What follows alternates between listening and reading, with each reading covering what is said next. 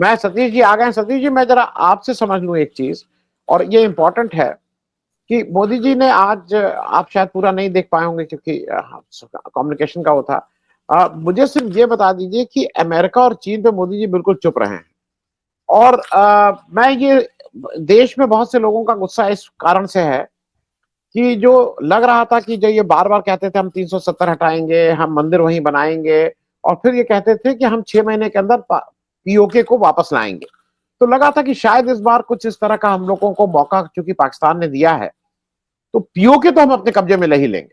क्योंकि शायद हम लोग, सब लोगों को यह है कि हमारी सेना को अगर एक बार आप ये कह रहे थे खुली छूट दिए, खुली छूट नहीं दिए, सेना को अगर आप एक बार ये टारगेट दे देते कि भाई पीओके लाना है, तो पीओके हमारे पास 13 दिन में इंदिरा गांधी ने पाकिस्तान के 2 टुकड़े कर दिए। 13 दिन, दैट वॉर लास्टेड 13 डेज।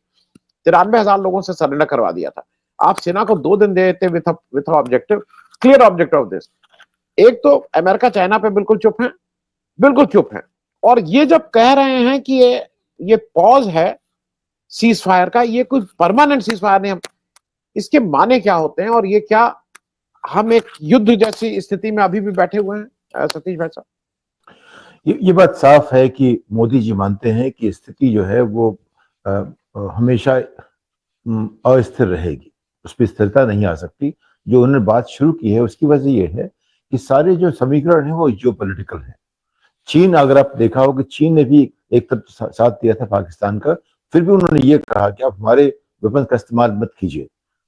अब देखा होगा, ये भी खबर आई है चीन की तरफ से, चीन के जो स्पोक्स पर्सन जो हमने सुना उसमें उनके जो ट्रांसलेशन में ये था कि पाकिस्तान को हमारे हथियारों को इस्तेमाल करने की अनुमति नहीं है। इस हद तक वो गए, उनके साथ भी हैं और नहीं भी हैं, क्योंकि ये समीकरण जो है ये अंतर्राष्ट्रीय बन चुके हैं। इसका पहला जो फॉल आउट ये है कि अब जो है कश्मीर, जो अब तक अंतर्राष्ट्रीय मुद्दा नहीं था, अब वो वैश्विक मुद्दा बन गया है, ग्लोबल स्टेज पे आ गया है। ये सिर्फ बायलैटरल नहीं है, ये मल्टीलैटरल आ गया है। इसमें अमेरिका बीच पड़ गया है और चीन भी इसमें दखलंदाजी करेगा, उसकी भी इच्छा है। चीन के रहते आप उसको न्यूक्लियर नहीं कर सकते। अब देखिए, अगर चीन आता है तो पाकिस्तान न्यूक्लियर है, चीन भी न्यूक्लियर है, भारत भी न्यूक्लियर है और अमेरिका भी न्यूक्लियर है। तो जो भी बातचीत होगी हिंदुस्तान और पाकिस्तान की, उसको उसमें कोई मीडिएट करने वाला बन गया है। और आगे का सिलसिला, ये बहुत बड़ी बात हुई है, आगे का सिलसिला यहाँ शुरू होगा। हमारे सभी साथियों ने जो बातें कही हैं वो, उनमें ज्यादा सबसे मैं सहमत हूँ कई मुद्दों के ऊपर। लेकिन यहाँ सबसे बड़ी बात जो जानने की है कि मोदी जी प्रधानमंत्री की तरह अब वो उस स्थिति में नहीं है कि कुछ कंट्रोल कर सकें अंतर्राष्ट्रीय बातों पे। और जो आप बांग्लादेश की बात, उसको तो याद नहीं मत कीजिए, ये उससे उसका कोई रिश्ता नहीं है। और पीओके जो है अब नहीं हो सकता। एक समय में हो सकता था, जब सभी लोग न्यूक्लियर हो गए हैं तब पीओके को लेना बड़ा मुश्किल है। उनका एक उद्देश्य था, संघ ने उनको ये भी एक निर्देश दिया था, लेकिन वो ऐसा कर नहीं पाएंगे, क्योंकि अब जो है जब भी कोई बात होगी उसमें अमेरिका भी आएगा, चीन भी आएगा। ये जो है ये बिसात बिछ चुकी है। इस बिसात में आपको देखना हो कैसे हम स्ट्रेटेजिकली चलें। मोदी जी ने एक अच्छी बात कही थी यूक्रेन के जमाने में अमेरिका और रूस जाकर के कि हाँ, ये जो है ये लड़ाई का जमाना नहीं है, ये हथियारों के, क्योंकि सब जो लड़ाई होगी न्यूक्लियर हो जाएगी, तो उसकी बात नहीं। टेरर का भी जमाना नहीं है, टेरर को हम कैसे, उससे कैसे भिड़े, उसको कैसे हम शांत करें, इसके बारे में जो बात होनी है, इसमें डिप्लोमेसी की ज्यादा काम होगा। और अगर देखिए, मेरा मानना यह है अगर अमेरिका चाहे तो पाकिस्तान से टेरर फौरन खत्म हो सकता है। तो जब तक टेरर की उपयोगिता है उसका सब इस्तेमाल करते रहेंगे। टेरर एक इंटरनेशनल टूल डिप्लोमेसी का बन गया है, मेरा मानना यह है। उसमें जब तक अमेरिका उसको नहीं चाहता, पाकिस्तान उसका इस्तेमाल करता रहेगा। पाकिस्तान का इस्तेमाल हर जगह किया गया है, वो कहीं खुद नहीं जाता। अगर वो टेरर यूनिवर्सिटी है, जैसे नरेंद्र भाई ने कहा, तो वो टेरर यूनिवर्सिटी में उसको उसको फंड करने वाले वो दूसरे बड़े बड़े देश हैं, उनमें एक अमेरिका भी है और चाइना भी है। उनके बिना टेररिस्ट चलेगी नहीं। इसीलिए उसका निदान इमीडिएटली संभव नहीं है। उसका निदान डिप्लोमेसी से होगा, उसका निदान जैसे ट्रम्प कहते हैं आर्ट ऑफ द डील से होगा। उसमें बैठ के बात करनी पड़ेगी, भाई ये आप खत्म कीजिए तो उसके बदले में आपको हम आपके साथ ये करेंगे, एक डील बनानी पड़ेगी। लेकिन उन्होंने जो कहा है, जो ब्लस्टर है, जो दम्भ की जो बातें हैं, उससे कुछ होने का नहीं है। और ये जो सब कुछ हुआ इस बार, आप आदमी को छूट देने की बात कह सकते हैं, लेकिन आदमी छूट दी नहीं जा सकती कभी भी। वो हमेशा पॉलिटिकल लीडरशिप के साथ चलेगा।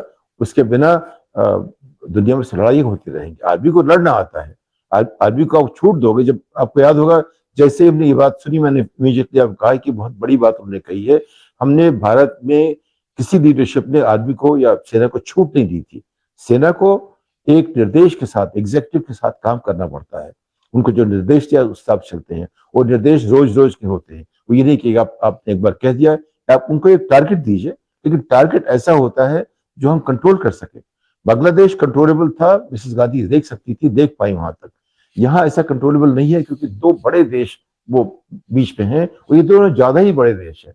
अमेरिका और चीन जो है, दोनों मिला करके दुनिया भर की जो मिलिट्री ताकत है, उसका 3 गुना ताकत इन दोनों देशों के पास है। तो उसमें ये लड़ाई की बात नहीं है। टेरर से हम कैसे डिप्लोमेटिकली बात करें, ये सोचना पड़ेगा। आनंद जी, मैं सतीश भाई एक चीज आपसे, इसलिए ये थोड़ी सारी चीजें मतलब कूटनीति में भी आती हैं।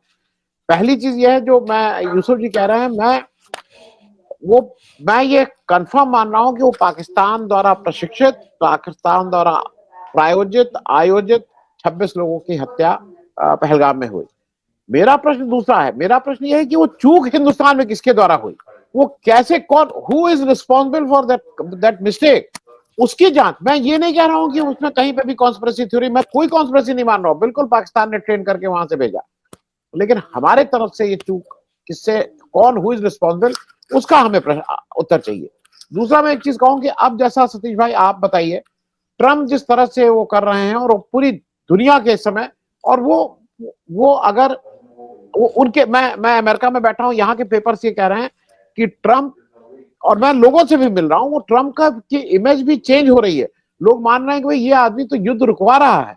ये दो लोग दो न्यूक्लियर पावर से युद्ध कर रहे थे, इसने युद्ध रुकवा दिया, उसने अपना काम कर लिया है उन्होंने।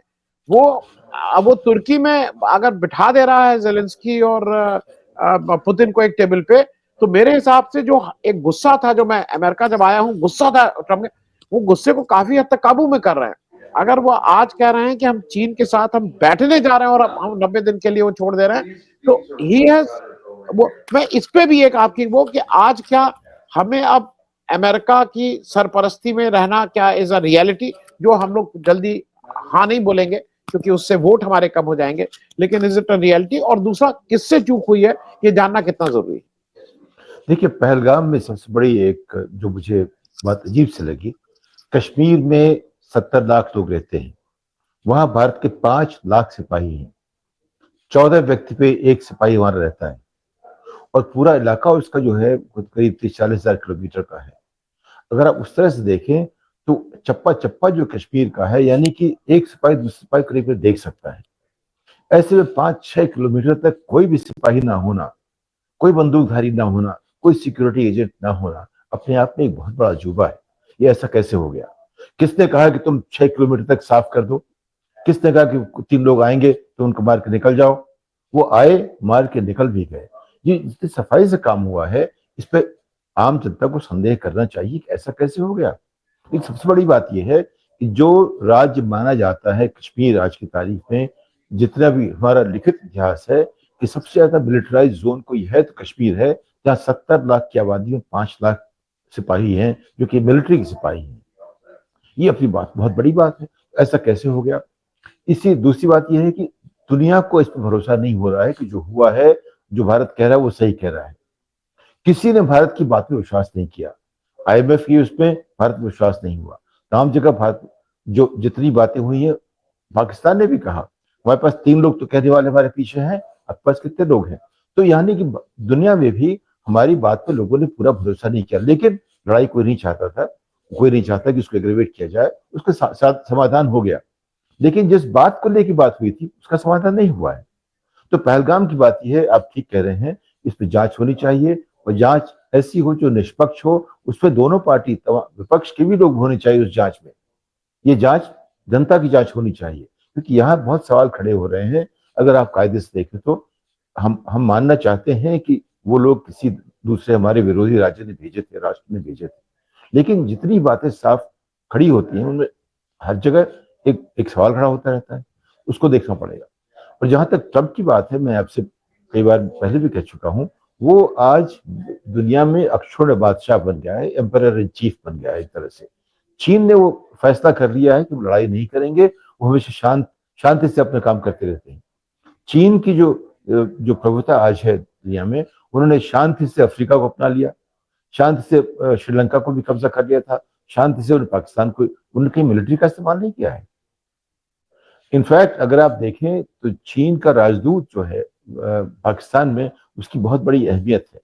और अगर वो कुछ बात कहता है, उसको इंतजार नहीं करना पड़ता वहां के राष्ट्रपति से बोलने के लिए। उसकी स्थिति ऐसी है। या और अफ्रीका में उसकी स्थिति ऐसी थी। मैं कई देशों में अफ्रीका में गया, वहां कहते थे यहाँ 3 प्लेयर अफ्रीका में थे, अमेरिका, चीन और भारत जो था तीसरा, लेकिन दूर का खिलाड़ी था कुछ देशों में। तो चीन और अमेरिका, उन्होंने कब्जा कर रखा है अफ्रीका में। हमारा कब्जा 2-4 देशों में थोड़ा बहुत इसलिए है कि वहां भारतीय मूल के लोग जो है ज्यादा इंपॉर्टेंट हो गए हैं। हमारी प्रभुता वही है जहां भारतीय मूल के लोग पहुंचे हैं। लेकिन चीन की और अमेरिका की प्रभुता उनकी ताकत के ऊपर है, जो अफ्रीका में भी है और एशिया में भी है, हर जगह अगर आप देखें कायदे से तो ट्रंप आज बादशाह इन चीफ, यानी प्रमुख जो एम्परर कहते हैं, जब कोई हो सकता था वो है। और पुतिन भी उसके सामने उसकी बात मानता है। अब पहले ट्रंप पुतिन के पीछे लगा करते थे, अब पुतिन के साथ जुड़ा हुआ है। शी को भी उन्होंने एक तरह से बना लिया है और वो डील मेकर है। वो क्या करते, भभकी देता है और फिर बैठ जाता है। जो उसने उसने क्या किया, उसकी उसकी 8 डील पढ़ लीजिए आप। एक उसका नुस्खा यह है कि अगर आपका कोई विरोधी आपको एक चपत लगाए तो चपत मत लगाइए, उसको आप मुक्कों से खत्म कर दीजिए। यानी कि अपने विरोधी को इतना डरा दो, इतना धमका दो कि वो दोबारा सर उठा न पाए, और फिर बात करो। अब बहस करते हैं।